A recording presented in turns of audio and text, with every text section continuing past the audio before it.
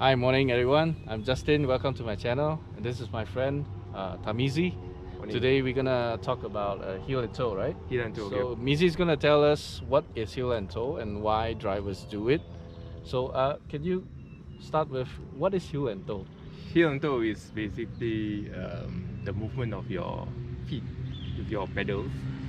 So when you, for example, when you approach a corner, then you have to slow down for a corner and you have to shift down a gear.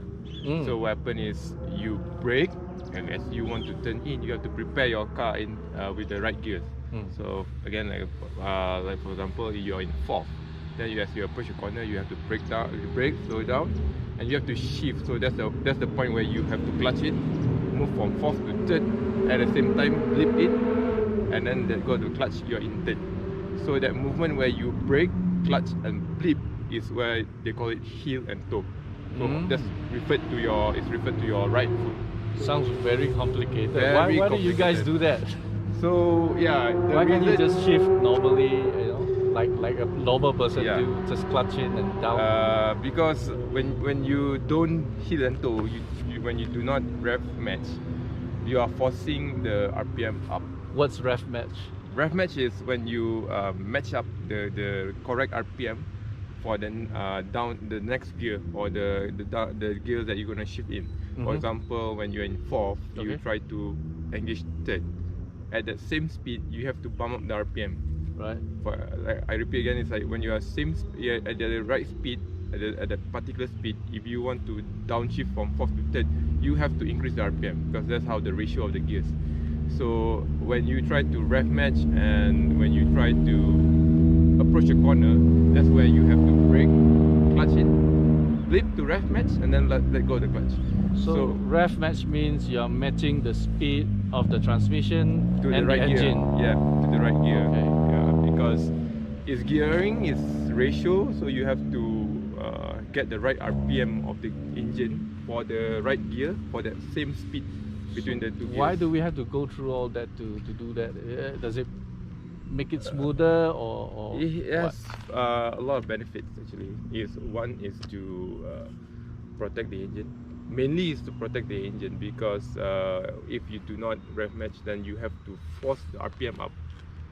For example, if I'm fourth, then I suddenly go into third, the RPM had to go up. Yeah, that's what happens. Yeah, right, when that's you what downshift. happens. Yeah. So, but you are forcing that. So if you heel&toe, you blip, the RPM goes up, and then you let go of the clutch. So it's that's natural. Rev match. That's matching. Yeah. Okay. Yeah, that's rev matching. So that's natural. And secondly, is for performance-wise, is good for the car's behavior. As when you drive really fast and when the car is close to the limit, then as you approach the corner, you need to rev match in order to get the car settled down. So that smooth transition between fourth to third or third to second, it makes the car very stable. So it makes you as a driver more confident into approaching the corner and taking the corner. So it has a lot of benefit. Wow. So it's really something that almost all the drivers, racing drivers, they do that all the time when they use the H pattern gearbox. Sounds like something I need to learn. It sounds like you need a PhD for it. It's really complicated. Yeah, I think let's get to it. I think you can show us in your car. You can go in the car and show a bit of the movement of the heel&toe. Let's go. Okay. Okay, Mizi, show us what's heel&toe. Thanks for the description, but it's kind of complicated when you're listening. Complicated to understand. Put it in words, right? Yeah. So it's very complicated to understand when someone explains to you, but it's better for us to just show them what is heel&toe in real time. All right, let's go. So again, like I said, the heel&toe is for slowing down the car and blip before you enter the next gear. So what happens is you have to, just imagine as I approach a corner, I have to brake first, right? I'll show your foot. Yeah, okay. Okay, so as you come in a corner, just imagine you're on throttle. So you're on throttle, then you start to slow down, correct? Yep. So you start to slow down. Then as you slow down, you are supposed to go into the lower gear. So now I'm in fourth, so we go down to third. So I have to clutch in. Okay, clutch in. Press the blip blip throttle. Yeah. So with my right foot, I have to blip, and then into get third gear, down a gear. Yeah. Then once I blip, the RPM is up. Then I can release The clutch. release the clutch, yeah, And keep going. and then keep going.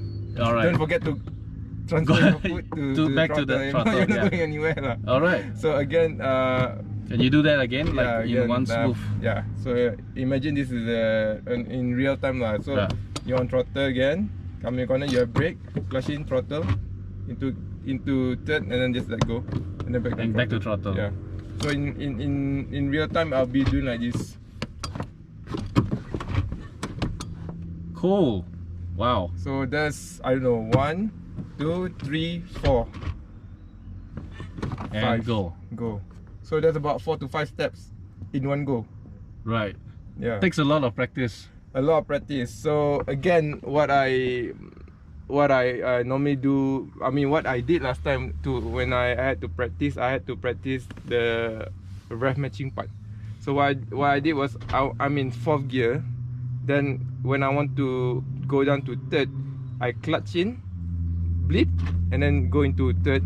And I practice that a lot of time. So that gives you that confidence of how much RPM that you need to blip up to downshift. So once you're okay with that, then you start to introduce the braking part.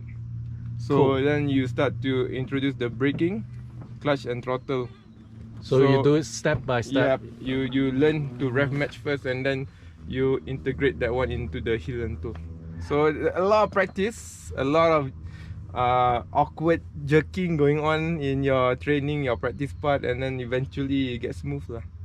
Okay. So the key here is practice, just practice, just to get to know how much RPM, because sometimes you over blip, too much blipping and too much throttle, then your car, the RPM will be too high. Then as you let go of the clutch and then you engage, the car still jerks. So too little of the blip, you under blip, you jerk. Too much throttle, so you will jerk also. So you have to practice that.